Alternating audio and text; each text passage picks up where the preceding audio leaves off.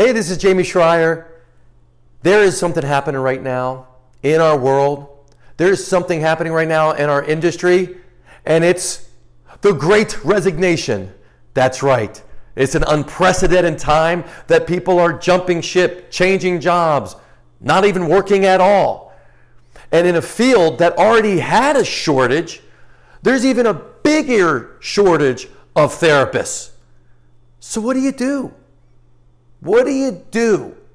You can't compete with the big companies out there in marketing with money and showing up to conferences. I was recently at a conference called Combined Sections Meeting, CSM, 14,000 people, and half of the people that were sponsors there were all big companies.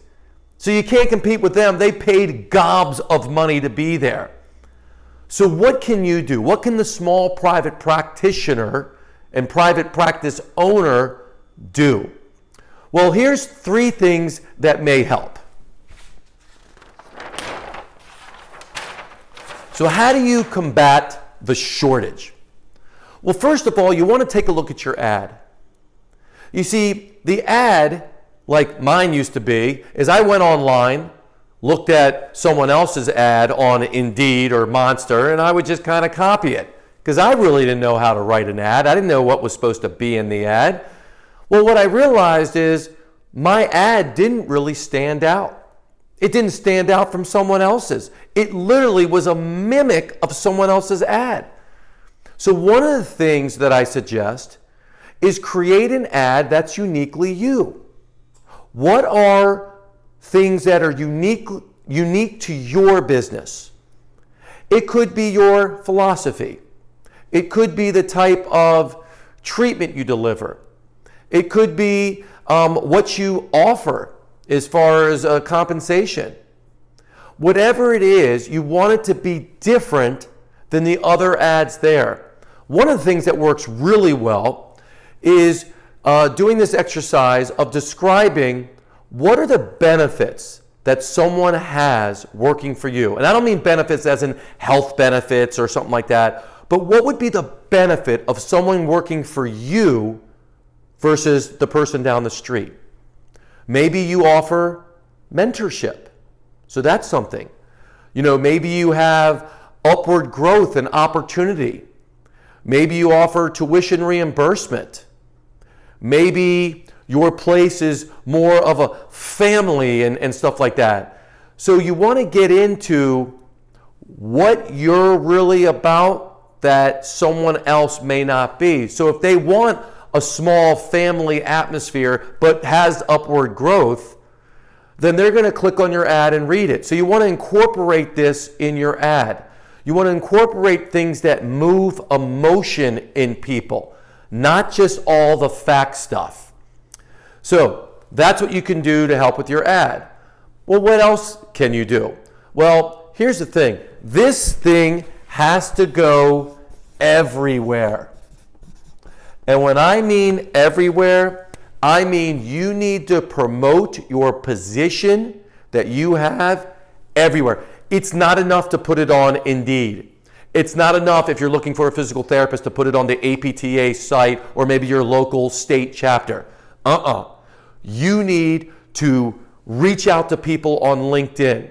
You need to grab resumes that you had in the past. You need to reach out to other physical therapists that you know. You are networking and networking and networking. You need to create a massive amount of awareness out there that you are looking for somebody. And who you're looking for, make sure there's a job description that is written. You have to do this. You want to post a sign in your practice, right? You want to post it on your Facebook. You want to share it with your neighbors. And in our neighborhood, we have this thing called a listserv. It's like a neighborhood only email thread. You know what? Post it in there. It doesn't matter. The key is the more eyeballs, the more people that are seeing your ad, the better. Because people talk to people. I would be sharing it with your past patients. Send an email. We're growing. We're hiring. We're looking for this person. If you know of someone that fits the bill, please let us know. You post it on the LinkedIn. You post it on the Facebook. You post it on Instagram. Every possible way every possible angle you can, you post it. That is the key. Now, what's the third thing you can do? Incentivize. So incentivize. Incentivize. Incentivize who? Incentivize your staff. Give your staff money. If you pay a company, like a headhunter or something, to find you a therapist, especially when they know therapists are really tough to come by, you're going to pay $5,000, $7,000, even $10,000. I remember many years ago when I had my practice early on, I paid as much as $18,000 to hire someone. But I didn't care because I needed a therapist and there weren't any out there. That's a lot of money. You're not going to necessarily pay $18,000, but you could pay a whole lot of money. So why not pay, let's say, $1,000 to a staff person? Any staff person that can, maybe coax a friend to come over or take a look. Anyone that's hired, you pay them $1,000. Now, of course, when you pay them, you can pay them over the next, 3 months or so it doesn't hit your cash flow that much. But it's so well worth doing that. So those are the three things. Look at your ad, see what you can do that separates you, that helps create someone's emotion to move and say, man, this really sounds good. I really like what they're about. How do you create your unique way of being here? The other thing is post and plaster this message to everybody. Don't assume anything. Put it out there, put it out there, put it out there. You can reach out to your referral sources. Let them know that you're looking. You never know who someone knows. And then finally, incentivize. You can incentivize the people that are working for you. You can actually incentivize hiring someone. Hey, look, we're going to give you, if you join us, not only are we a great place to work, but we understand how difficult your bills are in tuition. We're going to give you a $5,000 tuition reimbursement. Again, you could pay this over 2 years. It won't hit your checkbook really at all, but over 2 years, you can generate a significant increase of your investment with this individual. So if you are desperate and struggling to hire, give these three a try, and just keep putting it out there, keep promoting, and you will find that perfect person. I'll leave you with this. Do not let desperation cause you to hire someone that's not a good fit.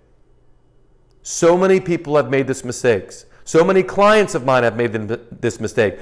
I've made this mistake more than once. Well, heck, more than 5 times I've made this mistake. I hired out of desperation. My motto was, give me a person with a license and a pulse. And the pulse was optional.